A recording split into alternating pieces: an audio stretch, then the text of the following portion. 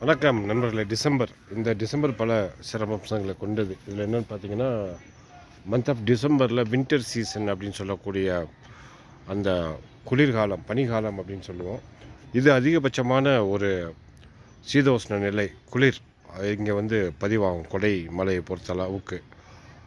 இந்த ஆண்டு 2013 இந்த டிசம்பர் எப்படி இருக்குது அப்படின்னு பார்த்தோன்னா, அந்தளவுக்கு ஒரு பனி இதுவரை ரிஜிஸ்டர் ஆகலை. இது வந்து டிசம்பரில் ஆரம்பித்து ஜனவரி, பிப்ரவரின்னு அடுத்த 3 மந்த்ஸு நைட்டு வந்து கொஞ்சம் ஃப்ரீஸ் ஆகும். லேக்லேருந்து உங்களுக்கு ஸ்மோக் அந்த மாதிரி ஃப்ரீஸ் ஆகி வேறு லெவலில் இருக்கும்.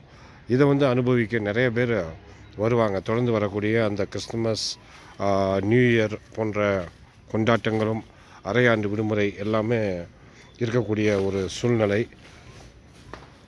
இப்போது ஆனால் அந்த கிளைமேட் வந்து வேறு மாதிரி இருக்குது. இந்த தொடர் கனமழை, புயல், சென்னையில் ஒரு பாதிப்பு, அதனால் வந்து அதில் ஒரு மாறுபட்ட சூழ்நிலை நிலவுது.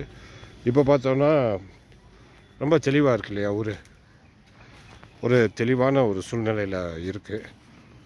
அந்தளவுக்கு பனி இல்லை. மேபி வரக்கூடிய நாட்கள் அல்லது வாரங்களில் இது ஒரு மாற்றத்தை நோக்கி திரும்பும் அப்படின்றத சொல்ல விரும்புகிறோம். இந்த அரையாண்டு விடுமுறைக்கு வரக்கூடியவங்க கண்டிப்பாக கொடைக்கானலுக்கு வரலாம்.